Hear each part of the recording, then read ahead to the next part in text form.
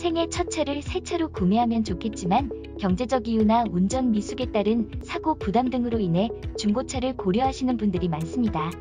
중고차는 새 차에 비해 가격이 크게 저렴할 뿐 아니라 몇 년 후 다시 되팔 경우 비용 부담도 크게 줄어듭니다.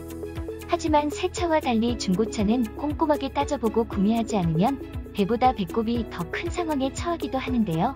그래서 오히려 차를 좀 아는 분들이 중고차를 구매하는 경우도 많습니다. 중고차를 구매할 때 가장 고민하는 문제는 바로 연식과 주행거리입니다. 연식이 비교적 최신인 반면 주행거리가 지나치게 길 경우, 반대로 연식은 오래됐지만 주행거리가 짧을 경우 과연 어떤 차를 고르는 것이 현명할까요? ABC 타이어에서 간단 정리 들어갑니다.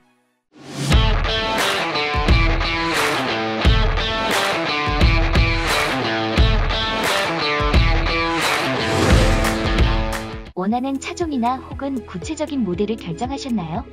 결론부터 말씀드리면 주행거리가 다소 길더라도 연식이 비교적 최신인 자동차를 고르는 것이 좋습니다. 여기에는 타당한 이유가 있습니다. 최신 10년간 자동차 기술은 놀라울 정도로 발전했습니다. 세대가 바뀔 때마다 최첨단 장비와 옵션이 새롭게 추가되는데요. 오래된 연식의 모델은 아무리 주행거리가 짧다고 하더라도 이러한 최신 기능을 경험할 수 없습니다. 게다가 엔진이나 내구성과 같은 보이지 않는 성능 변화도 있습니다. 실제로 자동차의 주행거리는 정비가 정기적으로 잘 이루어졌다는 전제하에 20만 킬로까지는 문제없이 탈 수 있습니다.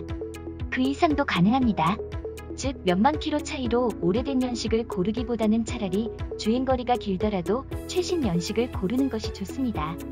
자동차는 기계이기 때문에 쓰면 쓸수록 노후화가 이뤄집니다. 하지만 이는 꼭 달릴 때만 노후화된다고 보기는 어렵습니다. 자동차를 장기간 주차하고 타지 않는 상황에서도 노후화는 계속 이어집니다. 따라서 주행거리가 길다고 해서 반드시 차량의 성능이 떨어졌다고 보기는 어렵습니다. 그보다는 얼마나 정기적으로 관리가 이루어졌는가, 각종 소모품이 주기적으로 교체되었는가를 따지는 편이 훨씬 유리합니다. 또 중고차 거래 시 각종 기본 정비를 요구하는 것도 한 방법이겠지요.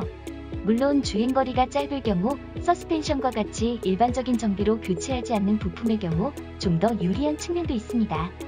하지만 연식 대비 주행거리가 극단적으로 짧다면 자연스럽게 의심이 드는데요. 주행거리 미터기를 조작한 것은 아닐까 의심하지 않는다 하더라도 주행거리가 짧을 경우 정기적인 부품 교환이 제대로 이루어지지 않았을 가능성도 높습니다. 당연히 연식이 일정 이상 됐을 경우에는 아무리 주행거리가 짧더라도 무상 AS를 받을 수 없게 됩니다. 자동차 회사들이 주행거리와 연식을 모두 정해서 무상 AS를 제공하기 때문입니다. 지금까지 중고차 구매 전 많은 사람들의 고민인 연식과 주행거리에 대해 살펴봤는데요.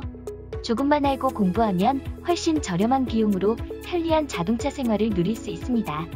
지금까지 ABC 타이어에서 전해드렸습니다.